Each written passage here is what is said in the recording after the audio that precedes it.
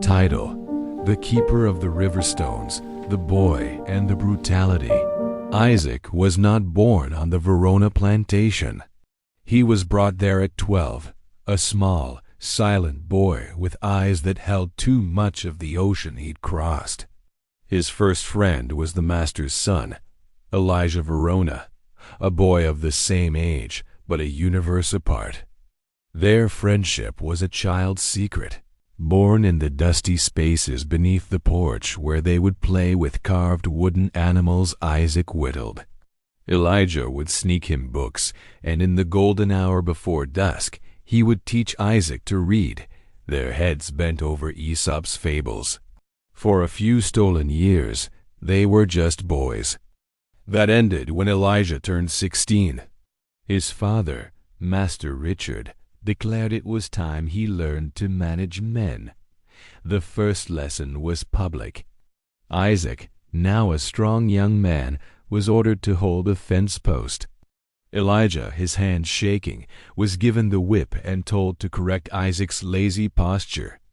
"Do it, son," Master Richard boomed, "or I'll whip you both." Elijah's first strike was a feeble thing, a whisper on Isaac's back. "Harder," his father roared. The second strike bit. The third drew blood. Isaac did not cry out. He looked straight ahead, but inside, the boy who played beneath the porch shattered. When it was over, Elijah was pale and vomiting in the bushes. Isaac was led away, his back on fire, a colder fire igniting in his soul. That night, Elijah came to the quarters, tears in his eyes, a jar of salve in his hand. "I'm sorry, Isaac, I had to." Isaac, lying on his stomach, did not look at him. "You always have a choice, Master Elijah," he said, the new title a blade between them. "You just didn't like the cost of the other one." The gentle boy Elijah was buried by his father's design, replaced by a callous, often cruel young master who used brutality to prove his own strength. He seemed to reserve a special, sharp-edged contempt for Isaac, as if trying to annihilate the memory of his own weakness, the friendship that witnessed it. He broke Isaac's whittling knife under his boot. He forced him to read aloud and then mocked his accent. The worst was the river. Isaac's mother, before she was lost on the crossing, had told him of their people who communicated with spirits through special, smooth stones from running water.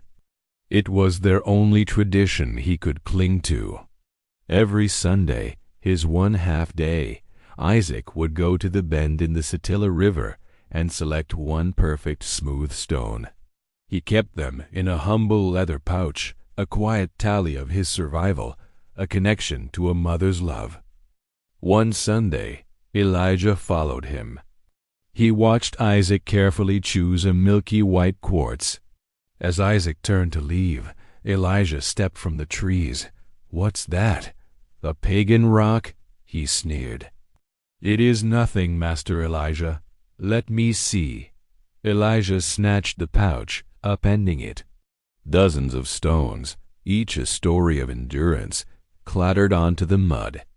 Isaac froze, a panic deeper than any whipping seizing him. Elijah laughed, a hollow, ugly sound.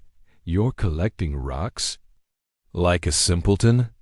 He began kicking them, sending Isaac's precious history plopping into the deep rushing current.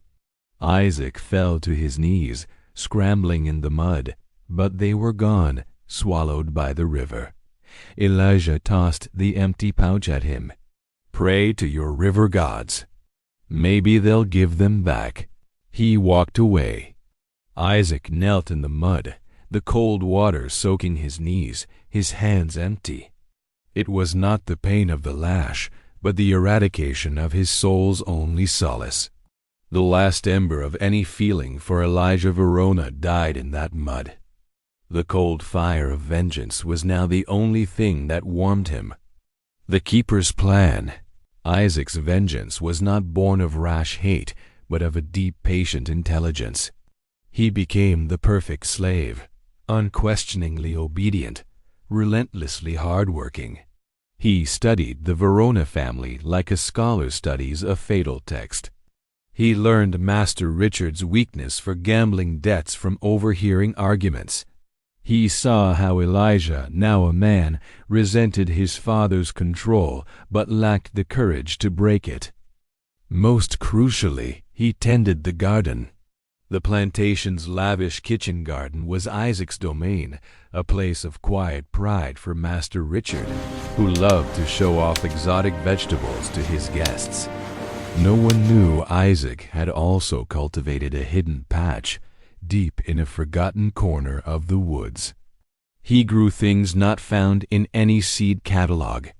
He grew the knowledge old Nandi, the ancient root doctor from the quarters, whispered to him before she passed, the velvet bean that caused a trembling palsy if ingested daily in tiny amounts. The rosary pea, beautiful and deadly. But his primary tool was simpler, a rare, twisting vine with delicate purple flowers, called Cestrum nocturnum night-blooming jasmine. Old Nandi had called it the breath-stealer. Its perfume, intoxicatingly sweet, caused migraines, nausea, and, with prolonged nightly exposure in an enclosed space, a slow, debilitating weakness of the lungs and heart. It was a poison of atmosphere, not of the plate. Elijah Verona loved his private study, a small sunroom off his bedroom where he smoked his pipe and read at night. Its windows were always closed. For a year, Isaac worked. He became the house's most trusted fixer.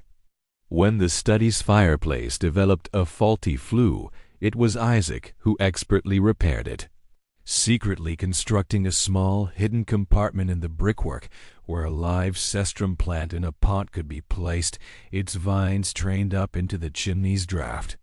Every night, as Elijah sat in his cloud of pipe smoke, he also inhaled the invisible, sweet poison of the flowers, whose scent mingled perfectly with his tobacco. The changes were slow, attributed to bad nerves and constitution. Elijah grew pale. He developed a racking, dry cough. He became irritable and weak. Doctors were summoned, but they found nothing but melancholia of the spirits.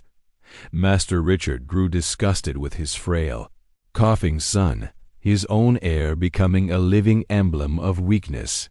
Their arguments became legendary, Elijah's voice a reedy shriek against his father's bellows. The river's return. The final piece of Isaac's plan arrived with a letter. Master Richard, desperate to cover a massive gambling debt, had arranged a marriage for Elijah to the plain but exceedingly wealthy daughter of a northern industrialist. The wedding was set for the summer. The Verona name and lands would be saved. Isaac knew this was his final window. A healthy heir, even a despised one, would secure the line. A dead one, on the cusp of marriage, would be a catastrophe. He needed to complete the reckoning and vanish. The night before the wedding guests were to arrive, a grand ball was held. The house was a frenzy of activity. Isaac, invisible as always, moved through it. He saw Elijah in his fine clothes, a gaunt, coughing specter at his own celebration, sipping a tonic for his nerves. As the music swelled, Isaac slipped upstairs to the study. He removed the now lush cestrum plant from its hideaway, its perfume clinging to his hands. He carried it down through the secret passages only the slaves knew, and out into the night. He went not to the woods, but to the river, to the very bend where his stones had been stolen. One by one, he pulled from his new secret pouch not stones, but small, carved wooden figures, a boy with a book, a man with a whip, a master with a purse. He laid them on a flat rock. Then he took the cestrum plant, the instrument of his slow justice, and gently placed its roots in the water, letting the current tug it away.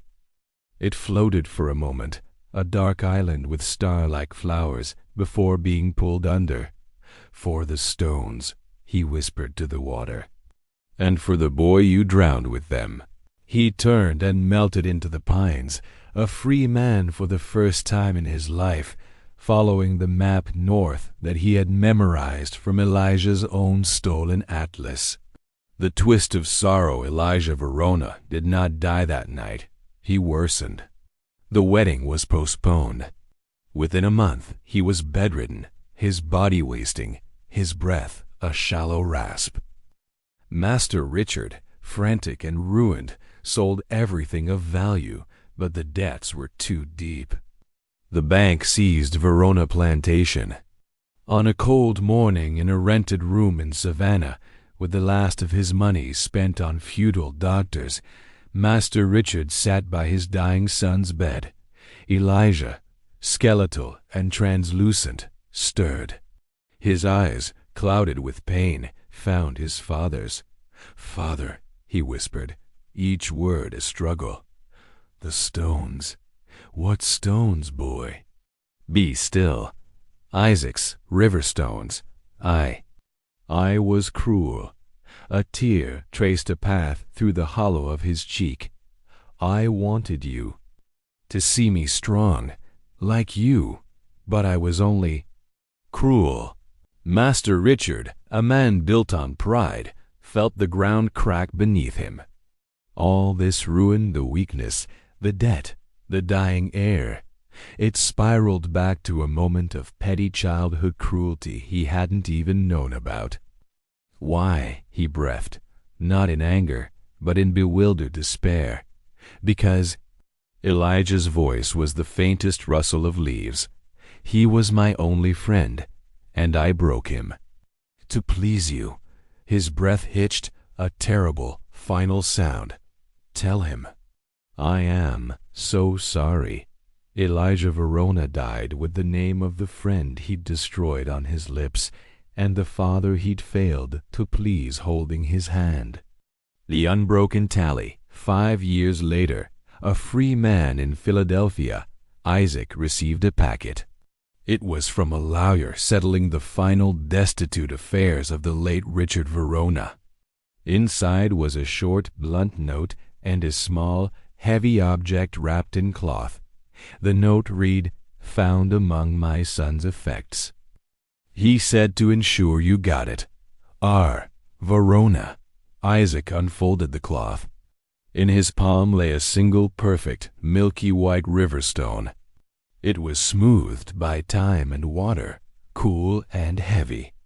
It was the one Elijah had stolen that day, the one he had kept, perhaps in a moment of shame, as a secret, bitter trophy. Isaac sat down heavily. He had orchestrated the downfall of an empire and the death of his tormentor with the precision of a master. He had felt the cold satisfaction of justice. But holding this stone, this tangible proof of a boy's guilt and a broken friendship, brought no triumph. He thought of the sickly, terrified boy forced to raise a whip. He thought of the cruel young man kicking stones into a river, trying to drown his own shame. He thought of the ghost in the study, coughing his life away, poisoned by an invisible scent. Tears, hot and unexpected, filled Isaac's eyes. They were not for Elijah Verona, the master. They were for the boy under the porch. They were for the friendship that was the first innocent casualty of the plantation's evil. They were for the devastating truth that in breaking his oppressor, he had also finally, completely, annihilated the last living memory of the only friend he'd ever had in that terrible place. His vengeance was complete, absolute, and more devastating than he had ever imagined.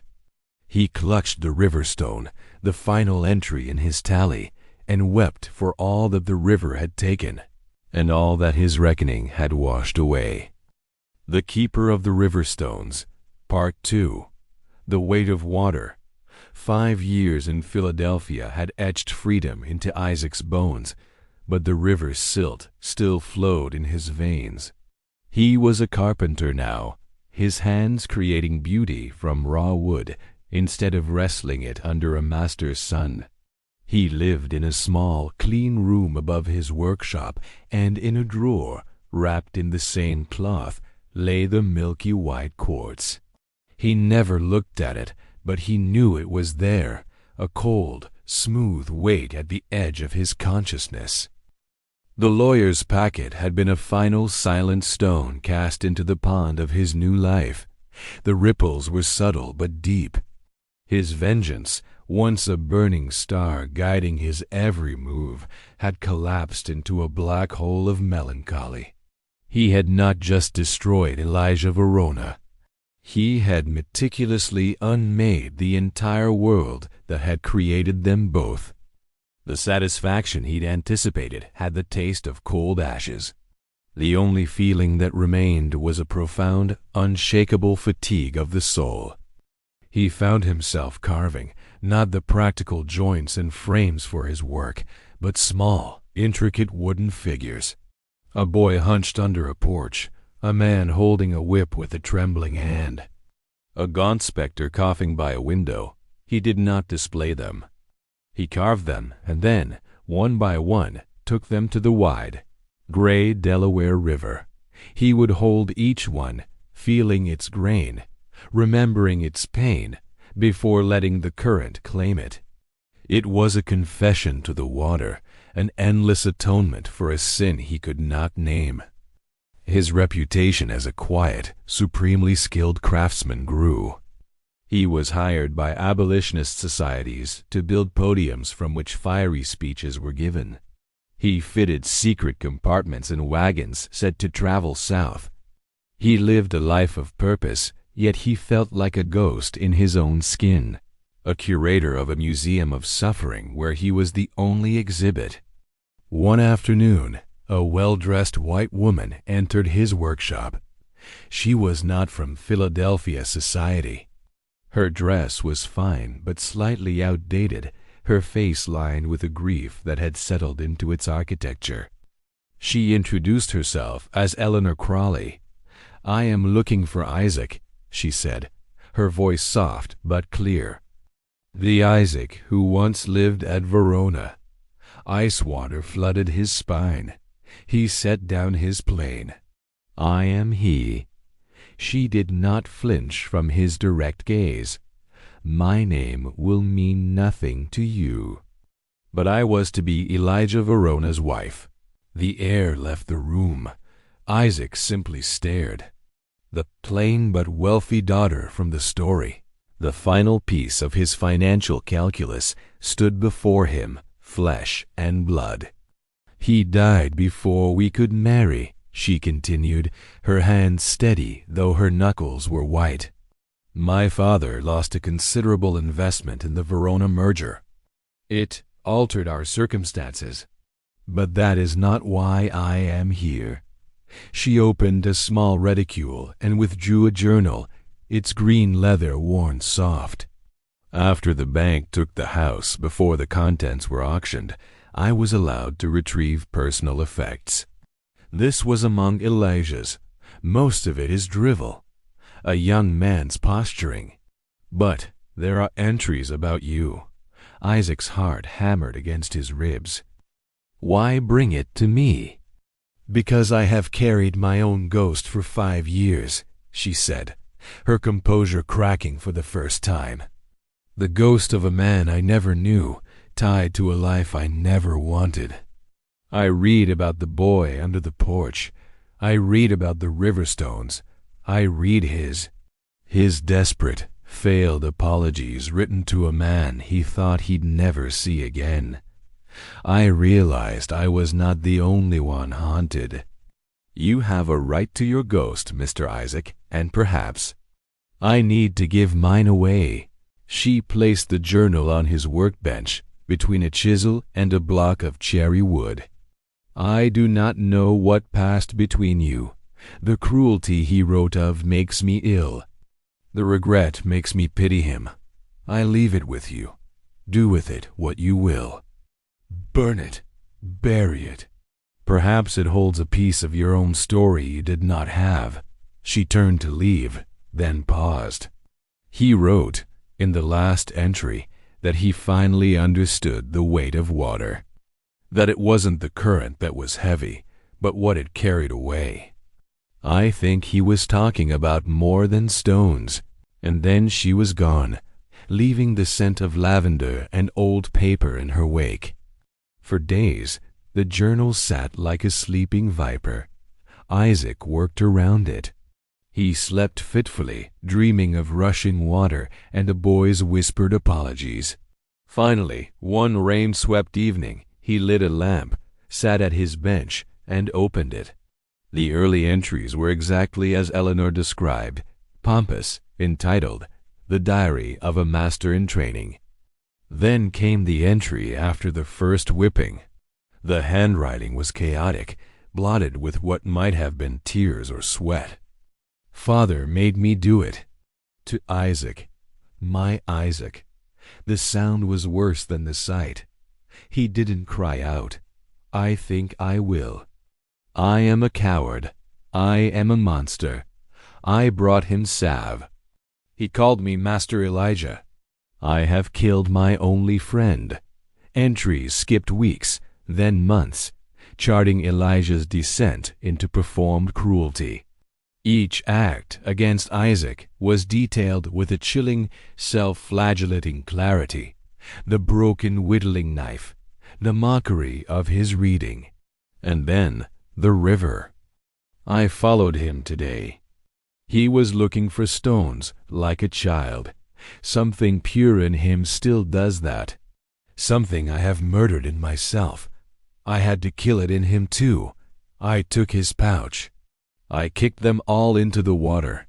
His face, God, his face. It was not anger. It was extinction. I have thrown the last piece of the boy we were into the Scytilla.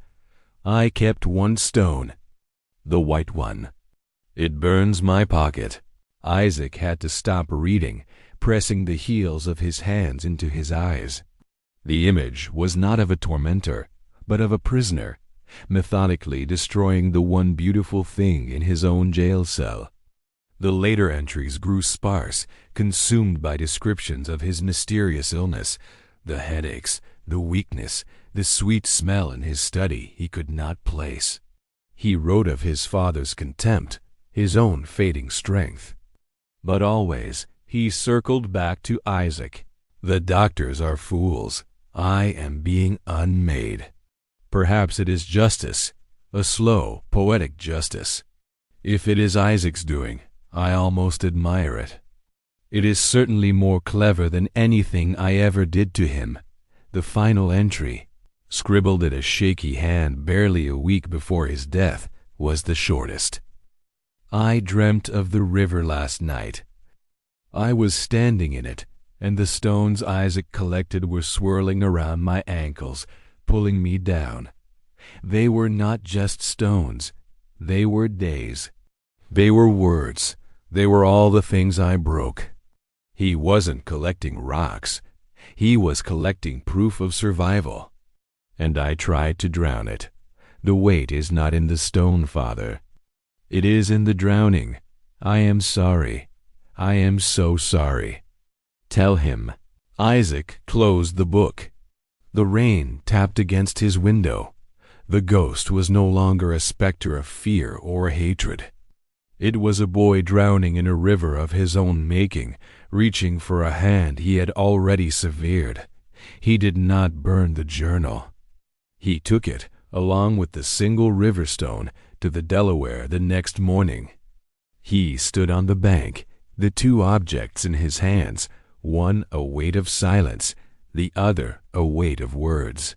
He had intended to give them both to the water, to finally be free. But he hesitated. To throw them in would be an act of forgetting. And forgetting, he realized with a sudden piercing clarity, was the one luxury he could not afford. It would be the final erasure, not just of Elijah, but of his own suffering, his own history, the very journey that had forged him. He turned from the river and walked home. In his workshop, he took a piece of fine dark walnut. He worked for weeks when the shop was closed, carving not a figure, but a small, beautiful box. He lined it with velvet the color of deep water. Inside, he placed the milky white quartz and Elijah Verona's green journal. He closed the lid, fastened a simple brass clasp, and placed it on a high shelf in his workshop. It was not a shrine. It was an anchor, a conscious chosen weight. He did not forgive Elijah Verona. Forgiveness was too small a word, too simple a transaction for the ocean of pain between them. But he did something more profound. He acknowledged him. He gave the ghost a specific contained space to exist. The boy, the monster, and the dying penitent were all sealed in that box, their truth no longer poisoning the air, but held quiet, known, and finally powerless. Isaac, the carpenter, went back to work. He built podiums for hope and compartments for freedom. The fatigue in his soul did not vanish, but it changed. It was no longer the fatigue of carrying a burning coal of vengeance, nor the exhaustion of fleeing a phantom. It was the sober, bearable weight of a man who has looked into the deepest, darkest water of his own history, and having seen everything it carried, decided to build a boat sturdy enough to bear it all and sail on.